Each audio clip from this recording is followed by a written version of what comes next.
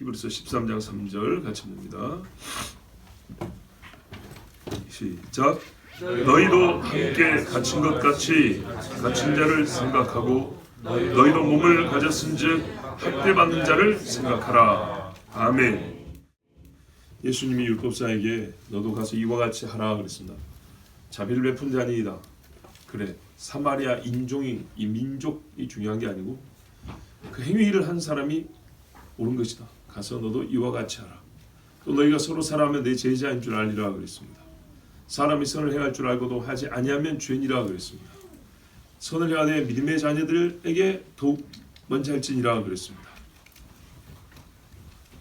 그래서 그리스도인이 타인의 고통과 아픔에 관심을 갖고 사마리아 사람이 불쌍히 여겨 가까이 가서 그를 보고 기름을 붓고 포도주를 부었다는 것처럼 그 어려움을 덜어주기 위하여 돕는 일은 당연합니다.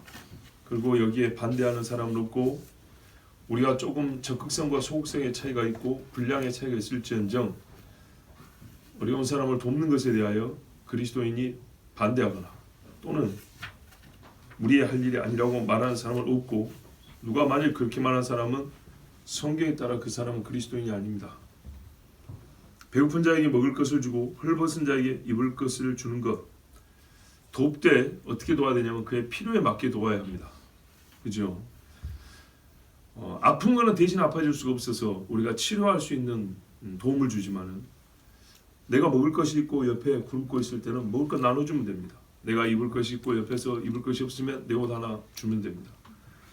분명히 그렇게 하라 했습니다. 이렇게 그 필요를 채워주는 것이 도움의 가장 기초적인 방식이고 기초뿐만 아니라 가장 합당합니다. 그리고 마음가짐은 어떻게 하냐? 성경에 불쌍히 여겨 긍휼한 마음을 가지고 혹 죄를 범하였을 때도 그를 사랑하는 마음으로 징계하라 그랬습니다. 그래서 억지로나 인색함으로가 아닌 불쌍히 여기고 동정하는 마음 이렇게 통하는 그런 마음으로 하는 것이 옳습니다.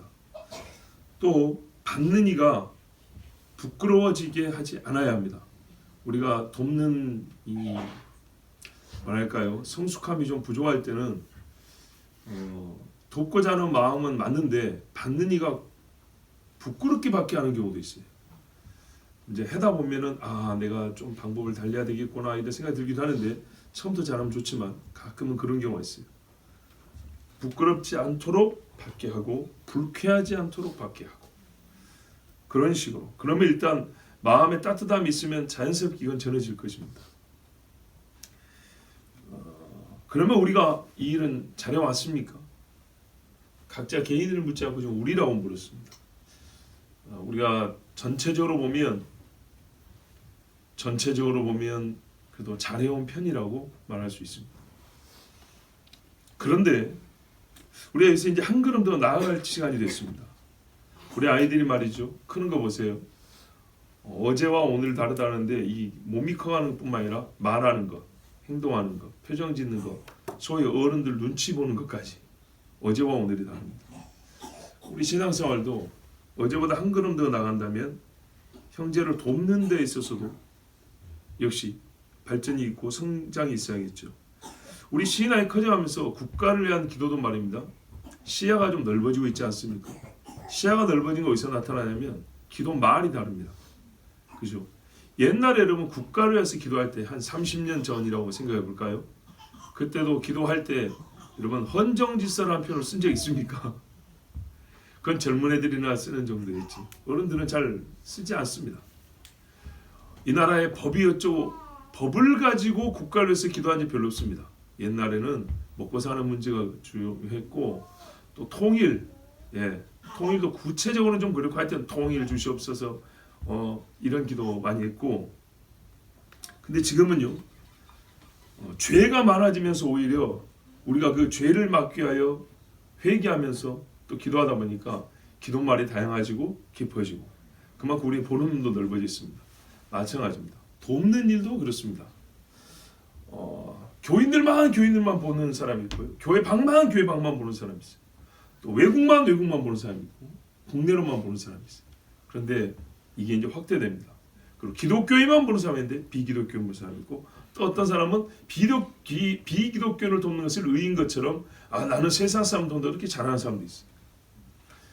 자, 그런데 여기서 제가 좀 한 걸음 더 나가야 된다는 건 뭐냐면 결국 그래도 어떤 사람을 돕냐면 되게 가난한 사람을 돕는 것을 자랑합니다. 거기에 힘을 씁니다. 가난한 자, 비기독교든 기독교든 가난한 자, 외국인이든 한국인이든 가난한 자, 가난한 자. 우리 형제를 돕는다 할 때 그 형제 도움의 범위가 보세요. 배고프고 헐벗은 사람, 그리고 좀 아픈 사람. 보통 이 범주에 있단 말이죠. 이제 국가를 위한 기도도 이렇게 시야가 좀 넓어지고 범위가 좀 넓어지고 기도말이 달라진 것처럼 형제를 돕는다 할 때도 우리가 좀 이제 눈을 좀 넓힐 필요가 있습니다. 때가 되었으니 우리가 그렇게 해서 작지 않아요. 성경이 이미 그렇게 가르치고 있는데 우리가 외면한 말씀이 바로 오늘 같은 말씀입니다.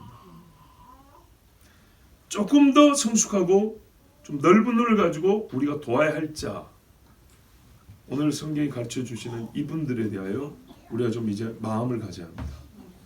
너희도 갇힌 것 같이 갇힌 자를 생각하고 강도 만난 자를 내가 강도 안 만났지만 강도 만난 자처럼 생각하고 돕고 부모 없는 고아들을 내가 부모가 있지만은 부모가 없음으로 어떨까 하고 생각해보면 참 짠하고 불쌍하단 말이죠. 그래서 돕게 되고 너희도 몸을 가졌은지 학대받는 자를 생각하라. 학교에서 애들이 왜 한 놈이 맞으면은 나머지 애들이 숙제를 열심히 해오죠?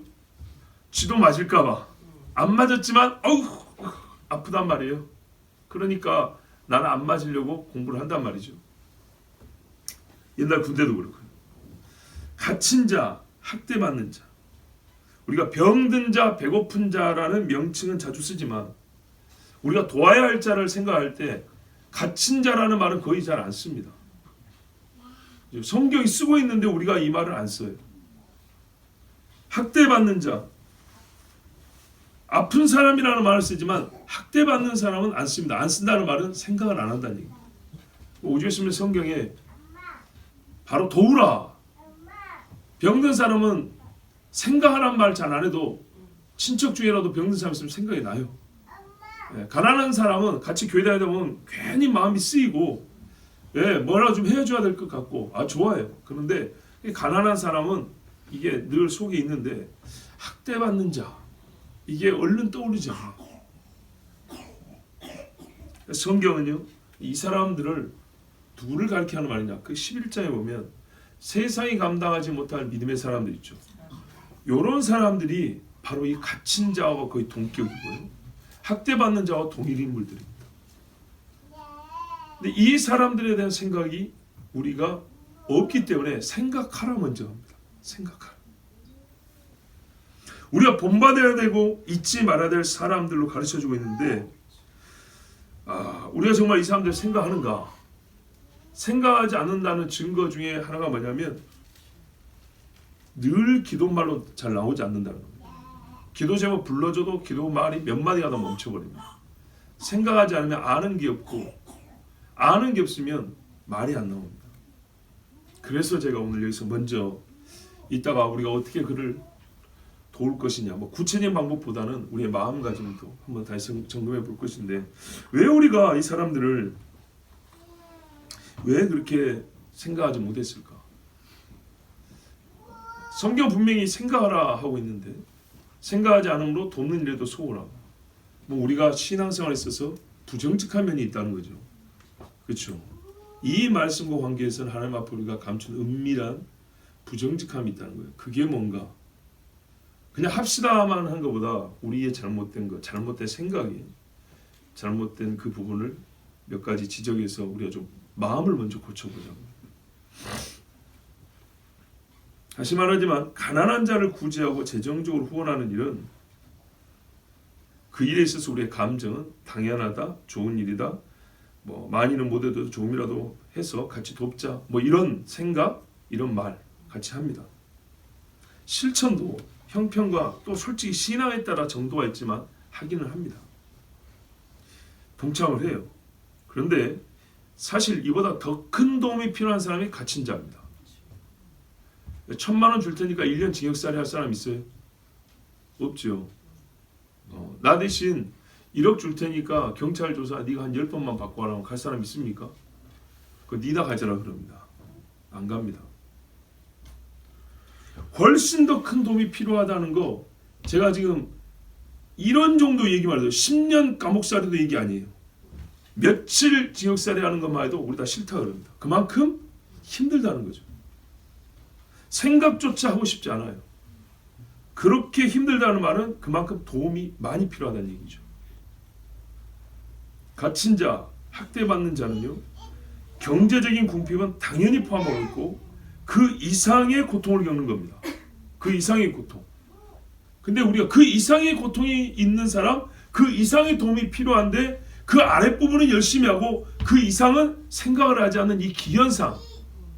착한 일을 생각할 줄 안다면 그 위에도 점점 착한 일, 점점 하나님이 기뻐할 일을 생각할 법한데 왜 가난한 자를 구제하는 기쁜 일은 열심히 하는데 학대받는 자와 갇힌 자 이야기는 이 이야기 자체를 거의 꺼내지 않을까요? 더 도움이 필요하다는 것 지금 분명히 인정이 되는데도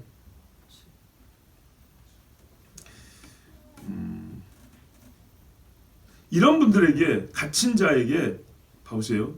우리가 얼마나 솔직히 부정직하냐면 대신 갇히는 것이 아니라 경제적인 도움만 주자 해도 잘 안 도와줍니다. 봐보세요. 순수하게 굶고 있는 사람 우리 밥 사줍시다는 도와주는데 지금 어느 나라에서 어느 신앙인의 가족이 그 아버지가 감옥에 갇혀가지고 20년 옥살을 하고 있는데 그 가족이 먹을 게 없답니다. 여러분 흥금료 합시다 하면 선뜻 안 나온다니까요. 훨씬 더 어려운데도. 그리고 돕자는 게 거기 가서 우리가 병원을 내줍시다. 뭐 옥바라질 합시다도 아니고 그 가족들 끼니라도 때우기 헌금료 합시다 하는데 이게 선뜻 안 나온다니까요. 봐보세요. 더 큰 도움이 필요한 사람에게 더 적은 도움이 필요한 사람만큼만 도와주자 해도 잘 안 나오는 이유가 어디냐 이 말이죠. 왜 그럴까요? 아마도 그 이상의 도움까지 주어야 한다는 부담이 자연스럽게 마음속에서 들기 때문에 그런 거 아닌가 하는 생각입니다. 경제적 도움만 주고는 풀리지 않는 부담감이 있어요. 이 사람이 경제적 도움 이상이 필요한 사람인데 내가 경제적 도움만 주는 것도 물론 도움이 되지만 그 이상을 해줘야 되는데 내가 그 이상을 못 해준 것에 대한 부담감이 있어서 아예 외면하는 경우들이 있어요.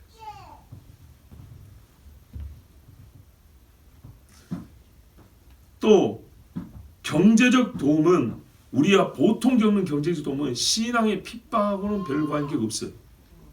그렇죠? 자기가 경제생활 똑바로 못해서 겪는 일도 많지 않습니까? 그런데 여기 갇힌 자여서 가난한 사람, 학대받기 때문에 먹을 것이 없고 잠잘 곳이 없는 사람, 이 사람들은 신앙을 지키려다 받는 고난이란 말이죠. 바로 이 점에 우리가 부끄러운 거예요. 나는 편하고 안전한데도 불구하고 불성실하고 불충성되게 신앙생활을 하는데 이런 사람들을 자꾸 접촉하고 대면하고 돕는 일을 할 때 어떻게 해요? 나의 불신앙이 자꾸 찔러요. 이거 싫단 말이죠. 은근히 싫어요. 그래서 외면해요. 그리고 이런 부담감을 안 느끼면서도 나 좋은 일 했다. 가난한 사람 돕는 거예요. 이 사람은 신앙과 상관없이 가난한 사람들. 여기는 잘 도운데 신앙생활 때문에 갇혀서 더 어려움이 필요한 사람한테는 경제적 도움마저도 솔직히 돈이 잘 안 간다고. 자, 여러분 예를 들어볼까요? 여기 우리 미혼모들을 한동안 도와줬었어요. 한동안 굉장히 오래 도와줬어요. 저 사람들 신앙생활 때문에 저렇게 어렵게 삽니까? 다 남자들이 잘못했나요? 그런 것도 아니죠. 미혼모라는 말은 처음부터 결혼을 안 하고 애를 낳았다는 얘기입니다. 오해하지 마세요. 우리는 분명히 도왔어요. 내가 돕지 말자고 한 것도 아니고 내가 먼저 여러분에게 알려줬어요. 그런데 그렇게 어렵고 궁핍한 처지에 처하게 된 이유가 어디 있냐고요.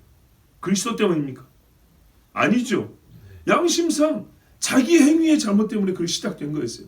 결과적으로 불쌍한 처지에 있으니까 돕는 거지만 원인은 그리스도 때문이 아니에요. 하나님의 의기가 아니라고요. 그럼에도 불구하고 우리가 뭐해 도와줍시다 저해 줍시다 했어요. 그런데 여러분 진짜로요. 순교자에서 소리오는 소식지라고 우리가 똑바로 읽냐고. 안 읽잖아요. 봐보세요. 생각을 안 한다고. 진짜 신앙 때문에 핍박당하고 어렵고 먹을 것이 없는 사람들에게는 우리의 관심이 거의 가지 않습니다. 그래서 제가 우리의 죄를 생각할 때 돌이켜봐야 될 것 아닙니까? 그래서 왜 관심이 없을까를 생각해 보자는 거예요. 왜? 다른 좋은 일에 마음을 다 쓰고 힘을 다 써서 여력이 없어서 그러냐? 아니잖아요. 그건 아니에요. 그런데요, 순교자라는 말 자체가 부담이 돼요. 핍박받는다는 자체가 부담이 돼요. 왜? 나는 편하니까. 죄는 아닌데 상대적으로 미안한 거 있죠. 그리고 그들의 면면을 살펴보면 적나라하고 구체적으로 고난받는 그 면들을 보면 진짜 내 자신이 거울 보는 것 같아서 너무 부끄러워져요. 이런 거 크게 고민하지 않아도 본성적으로 거부하게 돼 있어요. 본성적으로. 이거를 이겨내야 된다 이 말입니다. 이제. 그래야 그런 사람들을 생각을 하고 도울 수 있지 않겠습니까? 내가 세상과 타협하여 사는 모습이 있어요. 그런데 세상과 타협하지 않음으로 고난당하는 사람들이란 말이에요. 거기서 오는 찌름이 있다는 말이죠. 이것이 작고 작을 받으면 회개하나 설교 듣기 싫은 것처럼 그런 걸 지면으로나 그림으로나 소식으로 들으면 부담이 되는 거예요. 부담이. 그래서 처음부터 글씨는 보이지만 읽고 싶지 않아요. 그냥 외면합니다.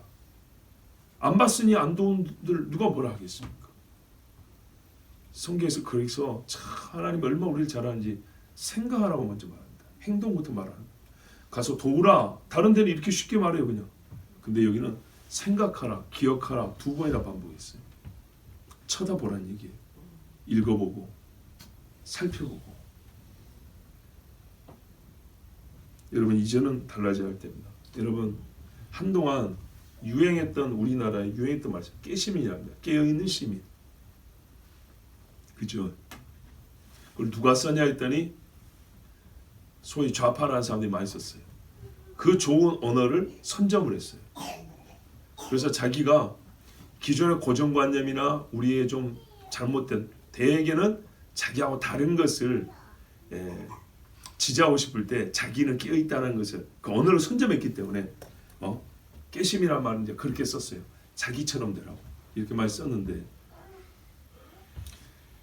우리 신앙에서 사실은 성경에 깨어있으라는 말을 먼저 썼단 말이에요. 그래서 깨어나 보니까 우리가 나라를 생각하고 국가 정체를 생각하고 국가 질서를 생각하는 게 이전과 더 달라졌다고 그랬어요. 오죽하면 한쪽에서는 내란숙이라고 하는데 한쪽에서는 국민을 계몽시킨 대통령이라고 계몽령이라고 불러요.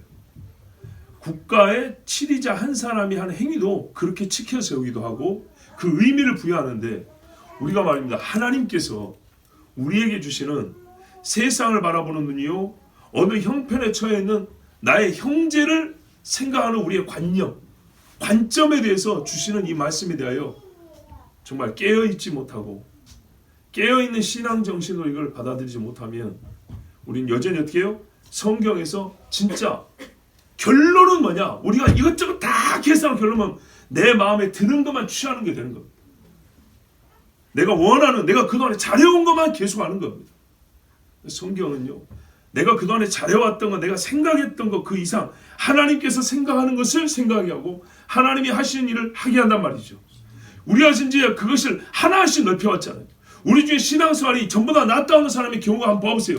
어떤 식으로 넓혀왔는가? 옛날에 요만했던 것이 1년 2년 근심하고 고민하다가 하나 넓혀지고 그러면 옆에서 와, 너 저번에 옛날보다 컸다 이런다고요. 그러다가 또 1년 2년 근심하고 고민하다가 와, 목사 설교 이거는 받아들이겠네, 이건 어려웠어. 한 2, 3년 하다가 또 하나 넓혀지면 지금 되니까 내가 받아들일 수 있겠어. 또 그렇게 말한다고요. 그러면서 하는 말이 우리가 전부 다 성장했어. 이렇게 말한다고요. 이렇게 하나씩 하나씩 넓혀가고 있는데 우리가 진즉에 넓혀야 될 것이 있었어요. 우리 형제들에 대한 시각이 갇힌 자. 진짜 뭐라 그랬어요? 너가 갇힌 자인 것처럼 생각해보라 그랬어요. 네 자신이 갇혔다고 생각해봐라. 여러분 감옥에 들어가면 자유가 있습니까? 없지요. 가족을 볼 수가 없어요. 제가 오늘도 구체적인 사례들을 여러 개 적어왔는데 그거는 그냥 다 여러분에게 소개하지 않겠습니다. 알고 싶으면 생각을 했으니까 생각하고 싶으면 찾아보면 엄청나게 많이 나옵니다. 정말로. 야, 내가 이 사람들이 고통당하는 것에 10분의 1만 당해도 이야, 내가 견딜 수 있을까 하는 그런 이야기들이 많이 있습니다.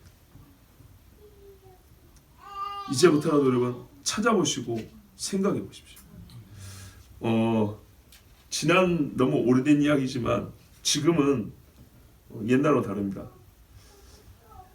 11년 전에 제가 우리 교회 처음 왔을 때 가을쯤에 미리 집사님 자기 이야기 하나 할게요. 예. 학교 대학생이었어요. 그래서 학교 신방을 갔어요. 그때 23살 때 학교 신방 갔어요. 그래서 그때 제가 점심을 내가 샀나 집사님이 샀나? 제가 샀어요. 예, 그래서 밥을 먹었어요. 근데 우리 집사람도 있었던 것 같은데. 근데 그때 당시에 들려오는 말이 있었어요. 집사님 헷갈리는데 우리 집사님이 그때 당시에 뭐라냐면 23살 학생이잖아요. 학교에 친구들이 있는데 교회 열심히 다니는 애들을 보고 뭐라냐면 찌질이라고 불렀어요. 찌질이. 그랬죠. 이제 예수 믿는 사람들이 좀 폭도 좀 넓고 생각도 좀 넓고 좀 여유도 있고 자유도 있으면 좋은데 신앙이 약한 입장에서 볼 때는요 굉장히 답답하게 보이는 거죠. 젊은 애들이 왜 인생 저렇게 사나 이렇게 보이는 거죠. 제가 그때 당시에 사실 그렇게 좀 좁은 애들도 있긴 있지만 우리 집사님한테 이런 말 해줬어요.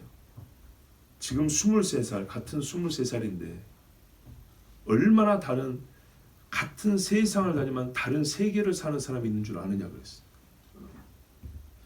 같은 23살이라도 하나님 나라를 알고 자기를 희생하고 헌신하면서 주님 기뻐하시는 일을 위해 사는 사람이 있는 줄 아느냐 이런 이야기를 했어요.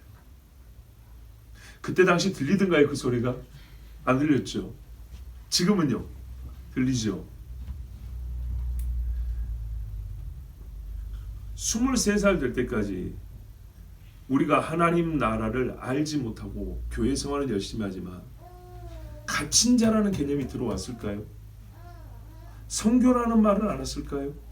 들리는 지나가는 소리 말고 내 마음에 들어있는 소리, 내 신앙을 좌지우지하는 개념으로서 하나님 나라, 선교 앤드 순교 이게 없이 우리 신앙생활 합니다. 보세요. 처음에 교회가 부담스러운데 교회는 익숙해요. 근데 교회 다니까 같이 선교하재 굉장히 부담스럽습니다. 그죠? 근데 이제 어느덧 선교까지는 오케이가 됐어요. 순교는 여전히 부담스럽죠. 부담 정도 아주 힘들죠. 누구나 마찬가지입니다. 쉽다고 말하는 게 아닙니다. 그러나 우리가요 어렵지만은 뭘 얘기할 수 있어야는요 순교를 얘기하는 교회가 되어야 된다고요. 죽음을 원하는 사람 어디 있어요? 근데 성경에 죽음이 얼마나 많이 기록되어 있습니까? 한국 사람 정세 그 재수없게 그런 소리 하지 말았는데요. 그러니까 준비를 못하죠. 재수없는 이야기가 아니고 그건 재수없는 사람만 죽는 게 아니고요. 재수 좋은 사람도 죽는 게 죽음이에요. 모든 사람이 경험하는 거예요. 그래서 재수없는 거라는 딱지를 붙이고 생각하지 말고 하나님의 창조 질서에 따라 모든 사람이 죽고 하나님 앞에 심판에 간다는 당연한 섭리로 공리로 그렇게 알고 생각을 하기 시작하면 인생과 죽음에 대한 준비가 다르잖아요. 삶이 다르고 이렇게 넓혀주는 거 참으로 하나님이 주신 대로 명하신 대로 살게 하는 말씀인데 그 중에 보세요. 죽음 빼버리고요. 순교 빼버리고요. 선교 빼버리고요. 구제 빼버리고요. 근데 이거 하나 한 단계 한 단계 넓혀오는데 한 걸음 한 걸음 올라가는데 시간이 얼마나 걸린 거 봐보세요. 만약에 제가 여러분 10년 전에 오늘 이 설교를 했으면 훨씬 더 받아들이기 어려웠을 겁니다. 근데 지금은 여전히 부담되지만 그래도 전보다는 낫습니다. 보세요. 왜 갇힌 자 우리 신앙생활 50년 60년 돼도 갇힌 자에 대한 생각은 거의 안 하느냐. 다시 말하지만 내가 그 고통을 겪지 않지만 나도 겪어야 될 것 같고 또는 내가 그 고통을 겪을 정도로 신앙생활 열심히 해야 되는데 못하는 내가 자꾸 양심에 찔리고 그러면 잘하면 되잖아요. 하나님 우리 주신 잘하라 그런 거잖아요. 잘한다고 해서 무조건 다 갇히게 하진 않아요. 무조건 다 핍박받게 하지 않아요. 잘하고 열심히 하고 그런 심정으로 살고도 평안해지는 사람이 훨씬 더 많아요. 그래서 지금 하는 말이 네가 대신 가서 갇히라 소리 하는 게 아니라 갇힌 자를 생각하라 그랬다. 그러면 어떻게 하죠? 그 가족을 돌보는 일에 힘을 쓰겠죠. 근데 아까 우리가 선한 사마리아 사람이 왜 선하다 그러냐? 두 가지 때문입니다. 돈을 줬어도 옆에서 칼로 찌르니까 주는 건 선한 게 아니죠. 불쌍히 여겨 그랬어요. 생각을 하게 되면 먼저 나오는 게 뭐냐면요. 마음이 동하죠. 그래서 신앙인들은요. 기도를 하게 됩니다. 그래서 제가 여러분에게도 좀 불쾌할 수도 있지만은 그건 저 역시도 마찬가지지만 누구나 그렇습니다. 자기가 사랑하고 관심 있는 주제는 기도소리가 크게 돼 있어요.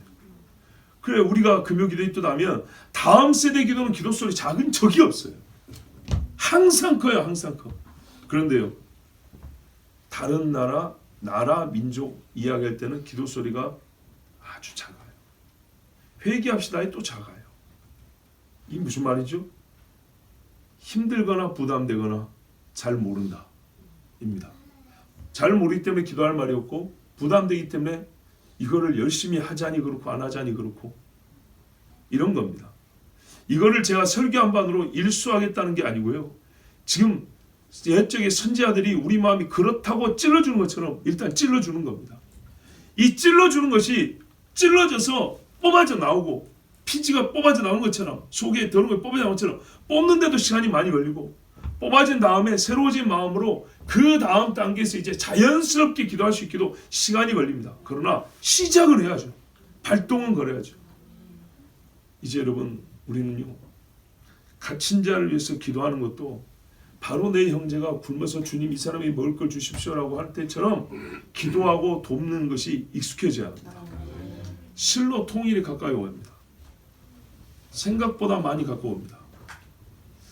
어떤 한 사람의 예견과 예측이 정확히 맞는다 그런 뜻은 아니지만 우리보다 더 많은 관심을 가지고 더 많이 생각한 사람들의 예견과 예측은 아무래도 우리보다는 낫겠죠.